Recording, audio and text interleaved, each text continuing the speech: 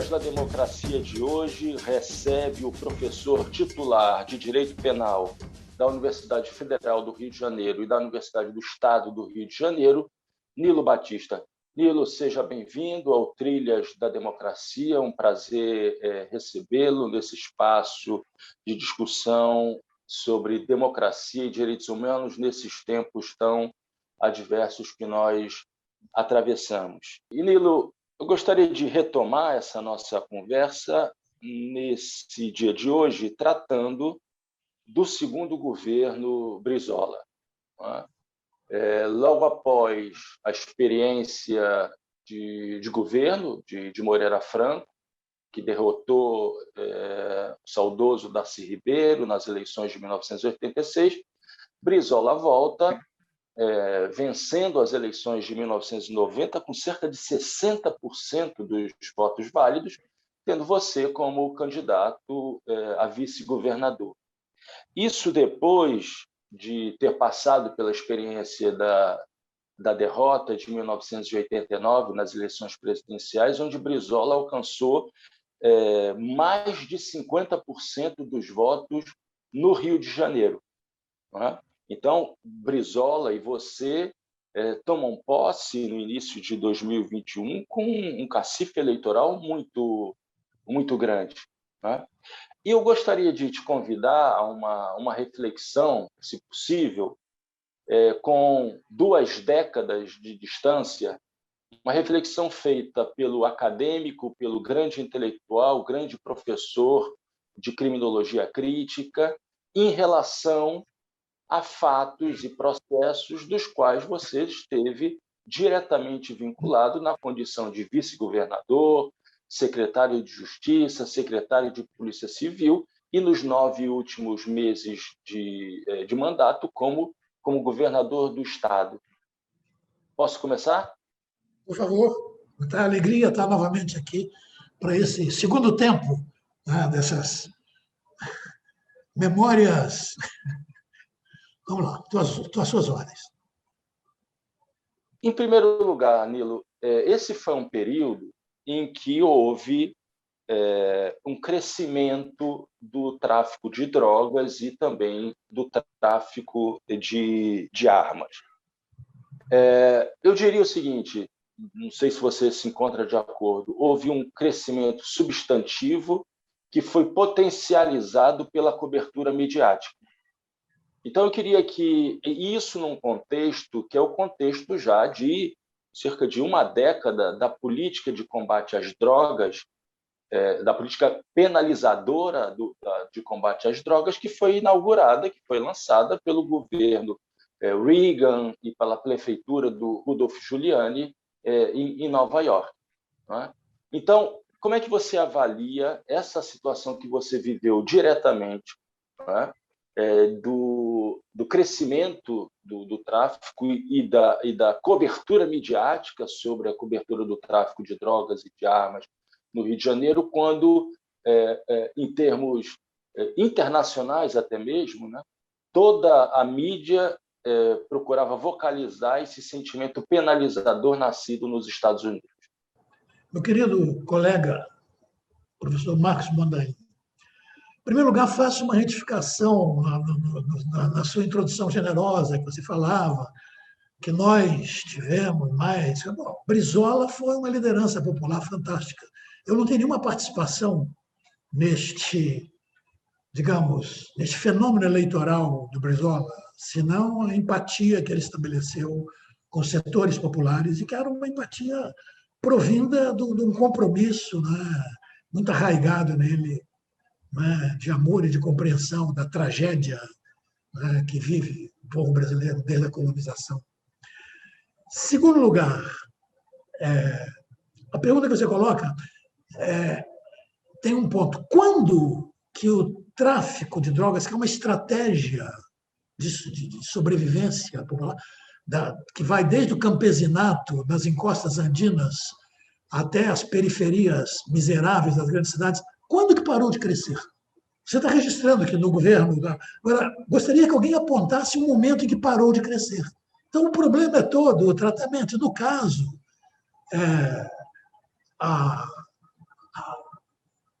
a Globo, muito especialmente a Globo, mas de uma forma geral, a mídia corporativa, a careta, os jornais das oligarquias brasileiras, quiseram derrotar o Brizola e tiveram sucesso nisso a partir da questão criminal.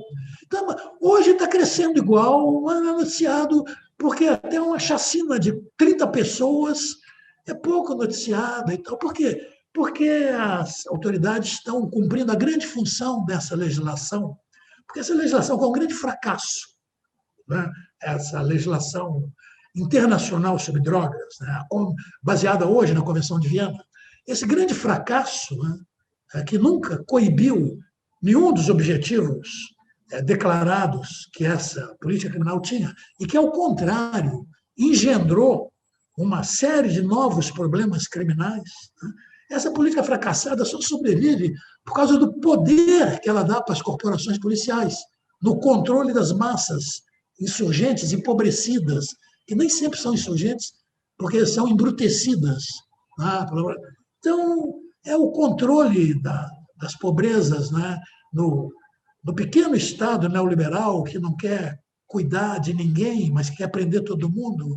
Essa é a legislação, ela é importante por isso. Né? Ela não é nada importante por causa das drogas ilícitas. Ela é importante por causa dos poderes que ela confere, entre os quais um poder, substâncias proibidas. Isso até a Inquisição sabia, da importância. Quando ia atrás de pós, unguentos, ossos, é porque aqueles objetos eram estratégicos para criminalizar as pessoas em cujas casas estavam. Este poder é o poder verdadeiro que está em questão. Tá? E é por ele. Quanto a ter ocorrido, claro que ocorreu, porque nunca deixou de ser diferente. O problema era o tratamento. Né? O mesmo fato que era um escândalo na gestão Brizola, não é nada na gestão Cláudio Castro, que é o nome, caso você não saiba, do atual governador do estado do Rio de Janeiro. Então, na verdade, Nilo, a questão não são exatamente as drogas, né? As drogas são a política de combate às drogas é, na verdade, uma política de combate à pobreza, uma nova forma de a insurgência e as estratégias de sobrevivência da pobreza, que são até... Porque você vê a questão do crack. O crack é um filho não só da proibição, é um filho de um pouco de inteligência na proibição. Porque o crack é um subproduto do refino da cocaína. Quando esse refino era feito nos países de origem, não sobrava crack para aqui. Mas houve uma política que se pretendia, e em certo sentido era, inteligente, a política dos precursores, que veio da Europa, era inteligente, não podia vir dos Estados Unidos. Veio da Europa, especialmente alemã, essa política. Vamos, o que precisa para refinar? Precisa de etanol, precisa de acetona. Vamos controlar essas substâncias precursoras. Bom, o que aconteceu?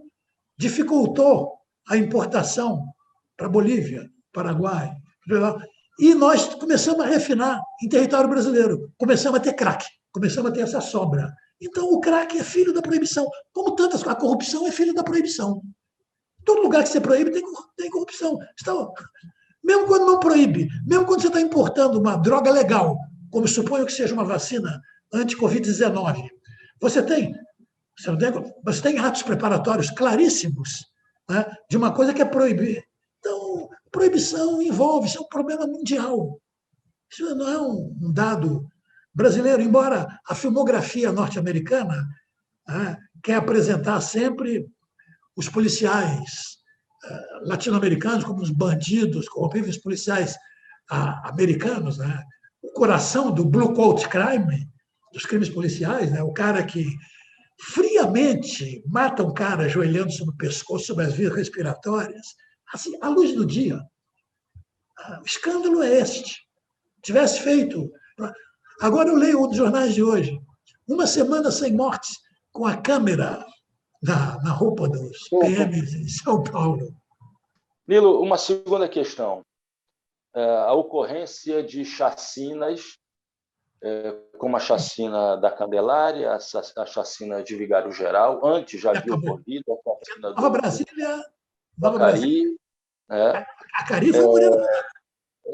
sim, anteriormente, sim, praticadas por policiais, ao mesmo tempo em que ganhava, se reverberava o discurso de Sivuca, do delegado Sivuca, candidato a deputado Deputado Sivuca, eleito, se elegeu.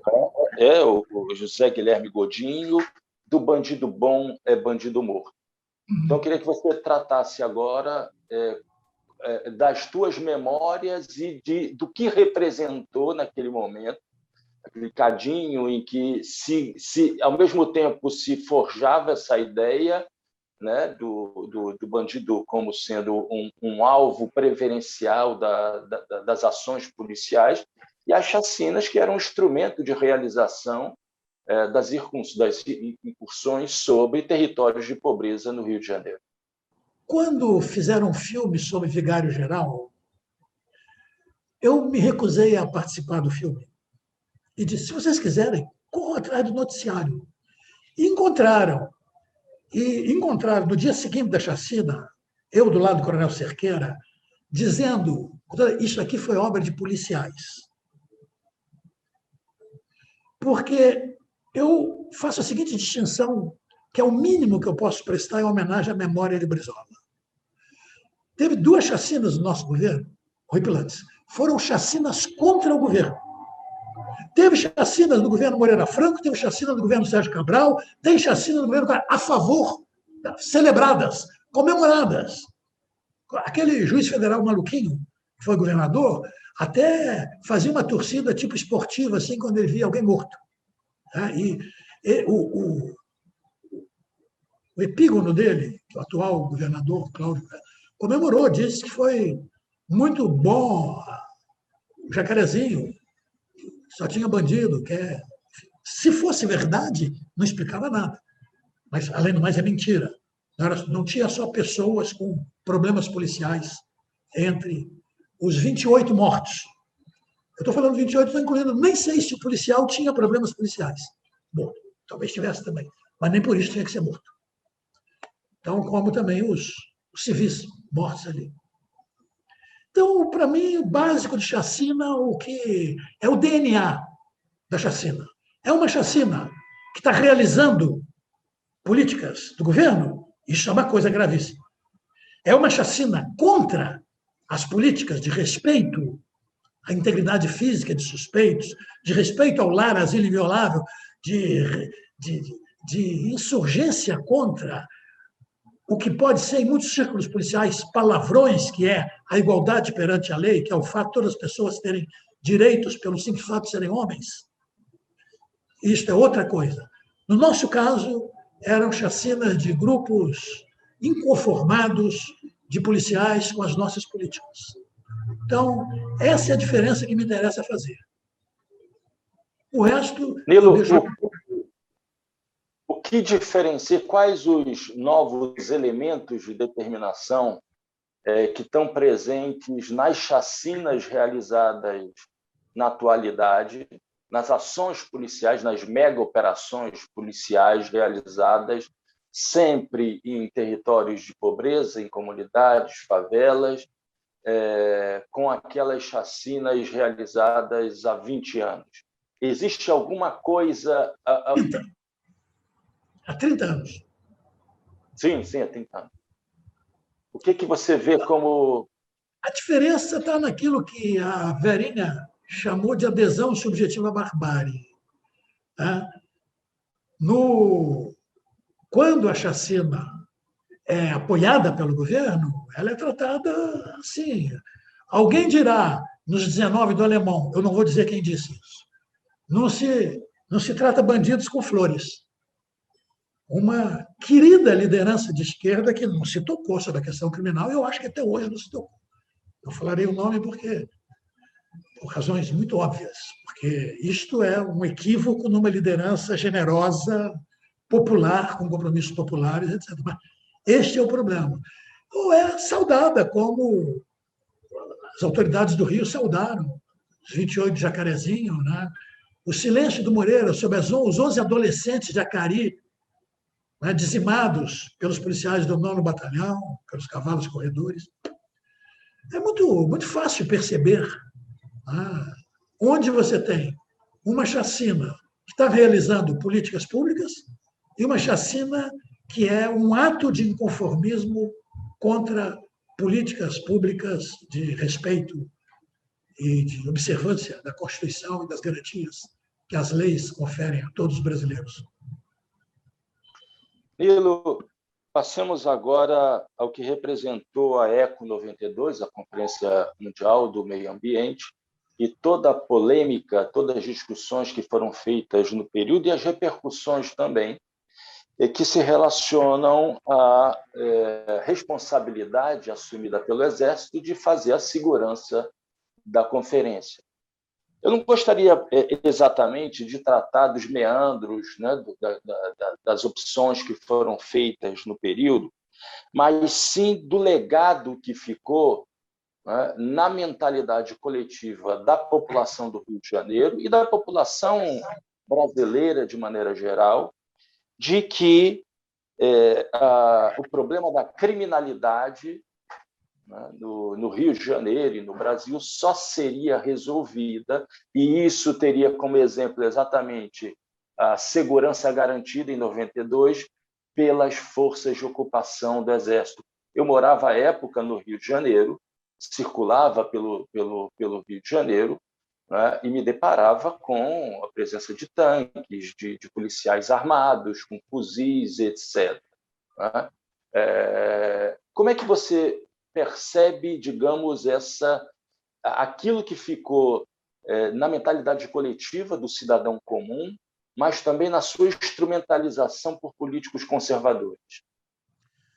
Bom, em muitos países do mundo, quando você tem a presença de chefes de Estado estrangeiro, as Forças Armadas se ocupam da questão da segurança.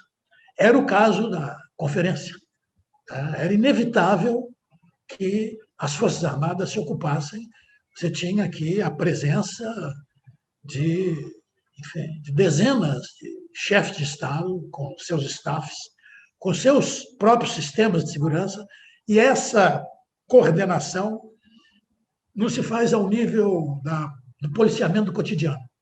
Se faz ao nível de um policiamento que se interessa por um tipo de fonte de informação que não é acessado ordinariamente pelo policiamento do cotidiano. Então, ia ser aquilo. Agora, eu acho que nós chegamos a falar disso na sessão passada, né? Dentro das Forças Armadas, tem os generais que acham que a maneira de você puxar orçamento é brincar de polícia. Devem gostar de matar pobre também, um pouco, entendeu? E se metem nisso. Então, ali, o primeiro número da revista que eu dirigi, o primeiro número era uma crítica. Na capa eu botei essa coisa, porque apontar um tanque para uma favela, só um imbecil, né, fardado ou não, faz. É uma concepção do imbecil completo, né, independente do número de estrelas que ele tenha no ombro.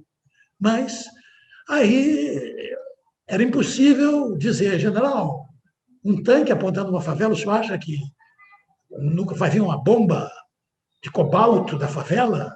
Entendeu? Então, teve isso. Eu usei, eu estou aqui querendo me lembrar muito do nome da fotógrafa, mas está no primeiro número da revista Discursos Sediciosos, Crime, Direito e Sociedade, as belas fotografias que essa fotógrafa que trabalhava para o Globo fez, e nós compramos umas fotos dela ilustrando. E a principal era aquele tanque de guerra, né, com o seu canhão apontando para uma favela. Vamos falar de uma série de buscas. Mas aí é porque, certamente, atrás do planejamento, tinha um desses generais doidos para ser delegado de polícia, que erraram o teste vocacional, entendeu? Mandaram ele para a escola militar quando devia ter mandado para a academia de polícia. É só isso. Porque confundir essas duas coisas é um perigo para a democracia, falando que nós estamos vivendo nesse momento. E o nego não enxerga. O nego continua discutindo outras coisas. Nilo, outro termo que foi bastante utilizado a partir desse contexto, não exatamente desse contexto do segundo governo Brizola, né? Mas, digamos, do retorno de Brizola em diante, né? Que foi o Estado paralelo. A ideia, o Estado paralelo, a existência de um Estado paralelo, né? Ou seja, existiria um Estado das instituições, né, formais existentes, as instituições oficiais, e o crime organizado, que comandaria, da mesma forma, teria poder de ingerência sobre o cotidiano social, as relações sociais e até o próprio comando, né? Eu queria que você tratasse disso, queria que você desconstruísse a ideia da existência de um Estado paralelo, que foi um discurso que alimentou várias campanhas políticas, que daqui a pouco a gente vai falar sobre. Continua alimentando, porque, infelizmente, pouca educação, né? A burrice é muito grande. Quando um jornalista estúpido vem com um troço desse, isso cola. Olha, eu vou tentar descobrir, porque o conceito de crime organizado já foi desconstruído há muito tempo, né, por um luminoso artigo do Raul Zaffaroni, que se chama exatamente Crime Organizado, uma categorização frustrada. E a prova disso é a seguinte: você sabe me dizer o nome de um comandante do crime organizado no Rio? Não sabe. Mas eu sei te dizer o nome. Apenas o nome dos donos do varejo, que morrem a cada 2, 3 anos e que são substituídos por seus lugares. Mas eu te digo o nome, eu te digo o Escobar, o irmão dele, os irmãos Ochoa, eu te conto direitinho o cartel de Medellín, eu te dou quem comanda, porque... E aqui a maior prova é essa, entendeu? Então, digamos, eu durante muito tempo, durante os anos todos, eu esperava chegar a uma articulação que apontasse para uma unidade. E o que eu vi era o seguinte: vinha um matuto com 10 quilos de cocaína para aquele morro, era uma relação. Vinha outro com 5 quilos. Tinha uma maconha prensada que estava chegando, esse era para o alemão, aquele outro. Entendeu? Eu passei alguns anos de olho bem aberto, porque me interessava, até como professor também, né? Me interessava, e não vi isto. Não vi uma centralidade, uma organicidade, uma estrutura. Eu vi frátrias, entendeu? Provisórias e sempre cambiantes, que se estabeleciam, entendeu? Associações momentâneas, oportunistas, diante de como. Mas aquele retrato que os editoriais, né, do Globo e quejando as coisas, aquilo eu nunca consegui enxergar. Ao contrário, quando eu queria ter certeza de crime, bom, assim, estava na programação da Globo, eu encontrava, certamente, mais do que na vida real. Nesse sentido, Nilo, a história que se construiu em torno do nascimento, das origens do Comando Vermelho, como tendo nascido, do contato feito durante as prisões políticas, é verdadeira.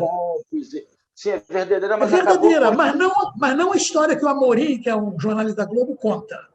Eu conheço essa história, é verdade. Chama-se Terceiro Comando, porque foi um racha do pessoal da Terceira, galeria e tal. Houve isso. E o comando, chamado Comando Vermelho, houve um contato, sim, na Ilha Grande, que era ainda um dispositivo prisional do século XIX, que Brizola botou abaixo. Eu estava bem pertinho quando ele fez isso.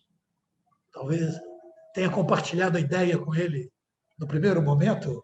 Vamos derrubar aquela prisão iníqua.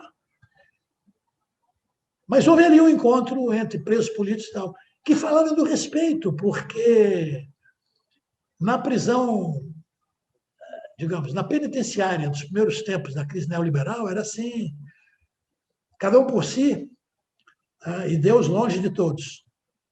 E tinha muitas situações de aproveitamentos materiais, dinheiro, taxas, tinha um comércio local, opressões sexuais numa instituição unissex, né? É inevitável, né? Isso da Real Armada até as prisões. Né? A prisão é uma instituição unissex, portanto, que tem uma sexualidade diferente. Tudo isto foi uma reflexão que os presos políticos fizeram para certas lideranças importantes que estavam lá, que eram, enfim, alguns quadros mais reflexivos, que tinham uma reflexão sobre o que faziam, sobre a ilegalidade do que faziam, ao mesmo tempo compartilhavam uma miséria muito grande ali.